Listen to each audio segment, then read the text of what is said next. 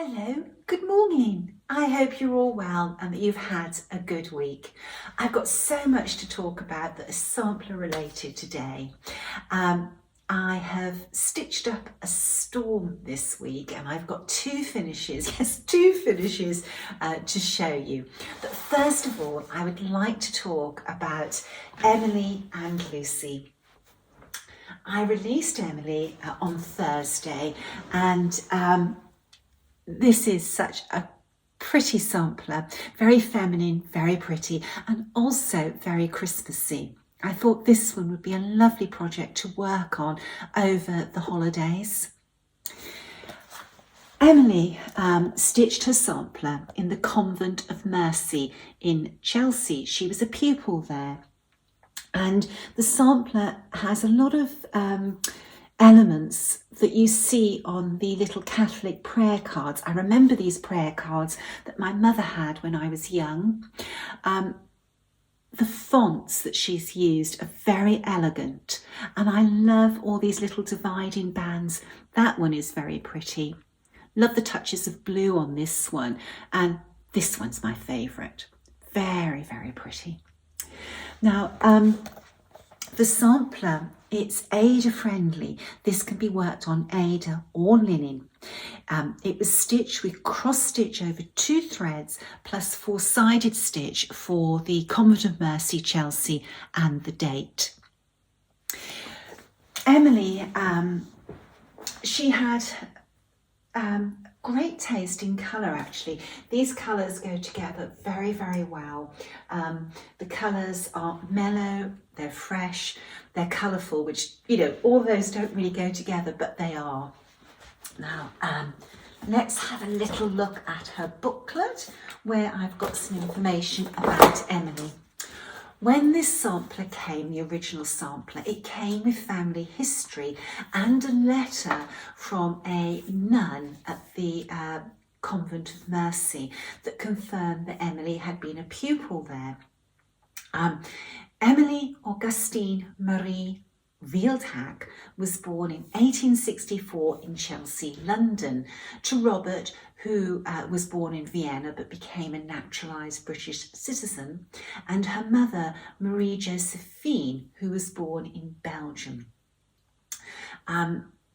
Emily married a Dutch man, Rudolf August Leefdag. Now, I'm probably pronouncing that totally incorrectly and I do apologise.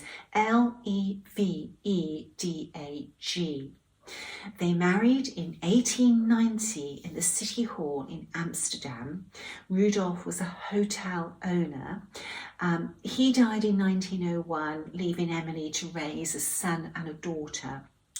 Now, it became quite difficult for me to research the Dutch records because I don't speak Dutch, but I had some friends who helped me. We believe that Emily died in the Netherlands. It's such a pretty sampler. It's 165 stitches by 253 stitches, so a nice size. This will not take you too long to stitch. Emily used 13 colours, and in the booklet you have conversions for DMC, Vera Soie, Soie d'Alger, and Vera Soie, Soie 103. I stitched the sampler in Soie 103. That's my favourite medium to work with. But you know, it doesn't matter which one you use, Soie d'Alger or DMC, it will look the same as the Soie 103 in colour. Enjoy Emily. She's available as a PDF download and as a printed booklet from the Hands Across the Sea Samplers website and as a booklet from needlework stores around the world. The other sampler I must talk about is Lucy Barber. Lucy is an exclusive limited edition sampler for Traditional Stitches. Traditional Stitches released her on December the 1st and she has proven to be very, very popular. Again, this is such a lovely sampler. Lots and lots of red in this sampler. I love those flowers at the bottom. I had so much pleasure stitching those satin stitched flowers. With Lucy, if we have found the right Lucy, we actually know a fair bit about her. And we have a photograph of Lucy.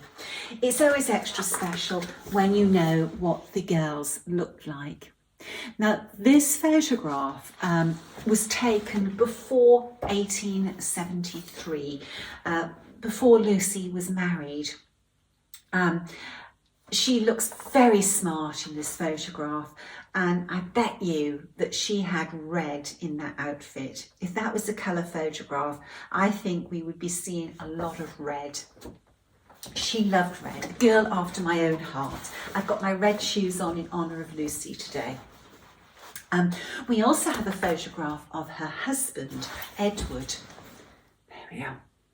Now, Lucy and Edward, they didn't have any children, and Lucy was a widow for a long time. Edward died in 1913 and Lucy in 1930. Lucy's family was affluent, but her father died when she was young. We believe that she stitched this sampler at Elizabeth Bunce's private boarding school in Reading. It was located in Bath Cottage on the Bath Road in Reading. Lucy's sampler uses 15 colours, and the stitch count is 274 stitches by 317. It's a good size sampler. This is going to be a Bobby Dazzler for your sampler wall. The booklet is A4 and it comes with a centrefold spread. The chart is an easy one to read. It's a good size, so it's easy on the eye for working from. And she also comes with a bookmark with a thread legend and a label for you to complete to put on the back of your frame sampler, so there's a record of the information for future generations to find. Now, with this sampler, you can only purchase it from Traditional Stitches. It's not available from my website, but if you live outside Canada and the US, booklets only will be shipped from the UK so that you can take advantage of the lower Royal Mail postal rates.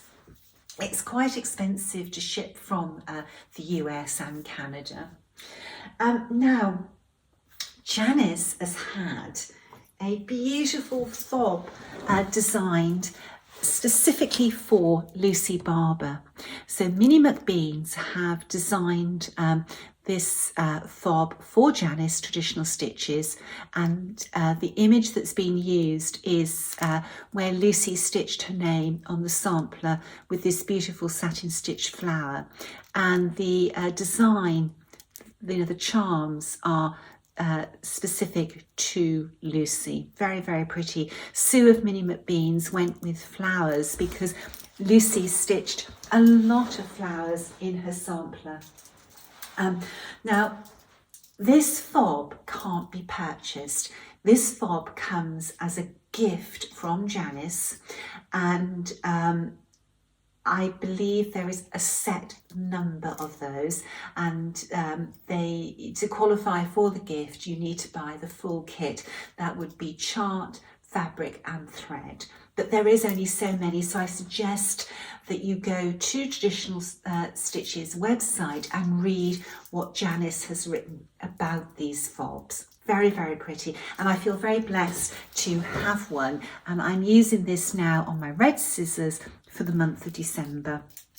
Got to have red in December and February and many other months as well. I love red. What else have I got to talk about? Well, talking of red, this sampler was previously in the collection of Michael and Elizabeth Feller. It doesn't belong to me, it belongs to a friend, and my friend has very kindly allowed me to reproduce this sampler. Now, this little girl, she was working on linen that she could not see. The count of the linen was too difficult for her to see, so she was all over the place with her cross stitches, and it proved impossible to reproduce this stitch by stitch because, you know, some stitches she was too high 1 wide, some she was too high 3 wide, some she was 1 high 3 wide. She was just all over the place. She was squishing stitches in without being able to see the holes in the thread. So I'm calling this an adaptation, and this is what I finished this week. The beginning of the week I finished my Greek sampler, and last night I finished this one.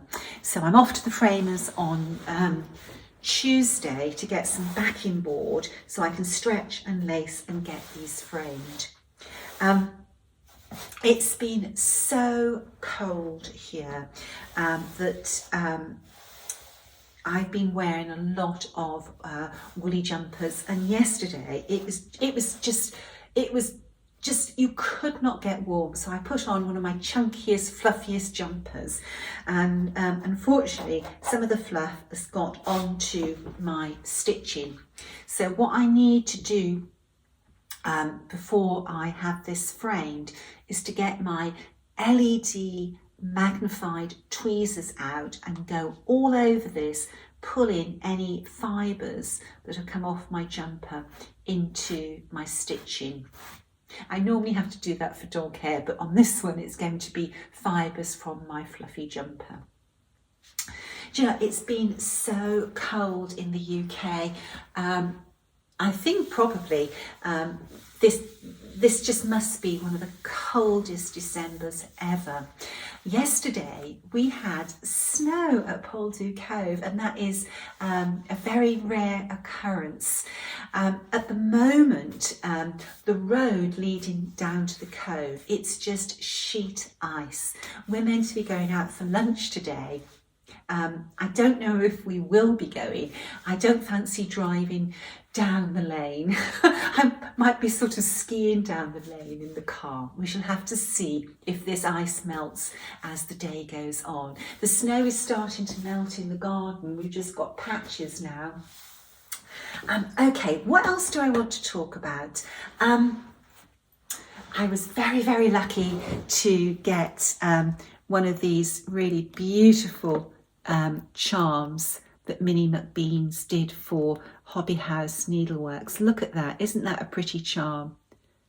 I don't know if Hobby House have got any of these left, but oh my God, that was just heart-stoppingly beautiful. And I've put it on my dark hand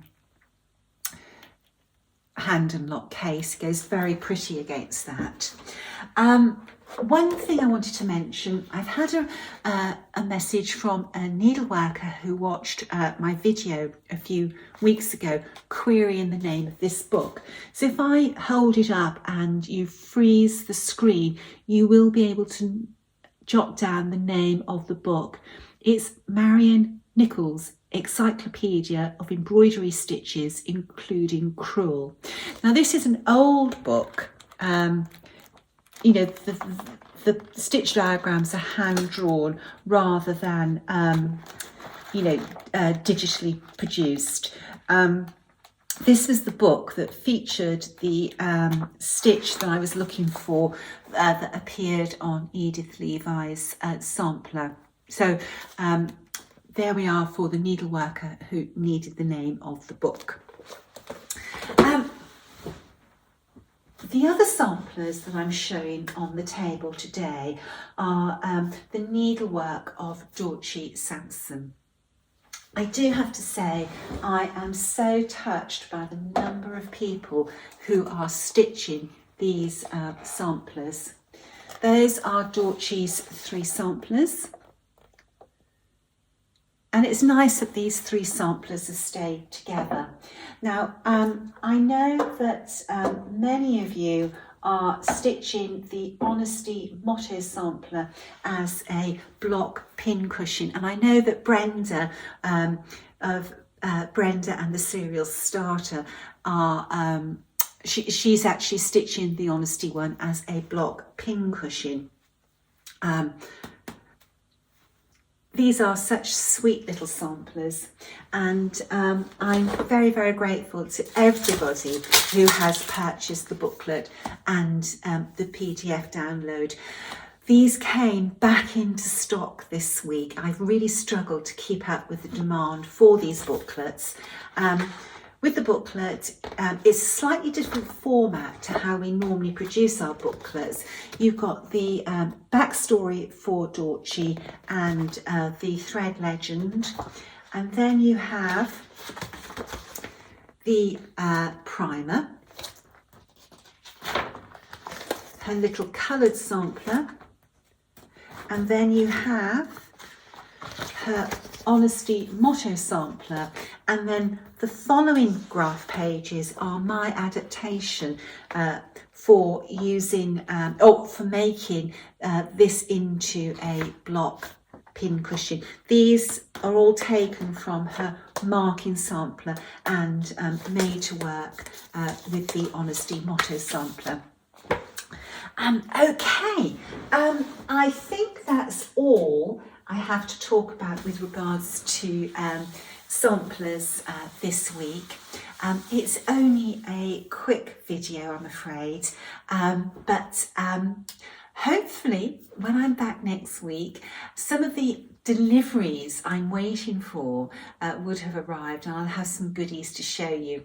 The Royal Mail are having strikes, it seems, almost every week, and it's really causing a delay in the postal system. If you've placed any orders with us, orders are shipping promptly, but may get caught up in the strike action.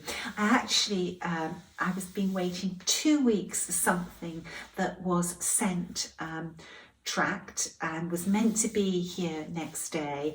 I've watched it inch across the country. I'm hoping that this week it will arrive. Okay, stay safe, stay well, and stay warm in this cold weather. Until next week, bye-bye.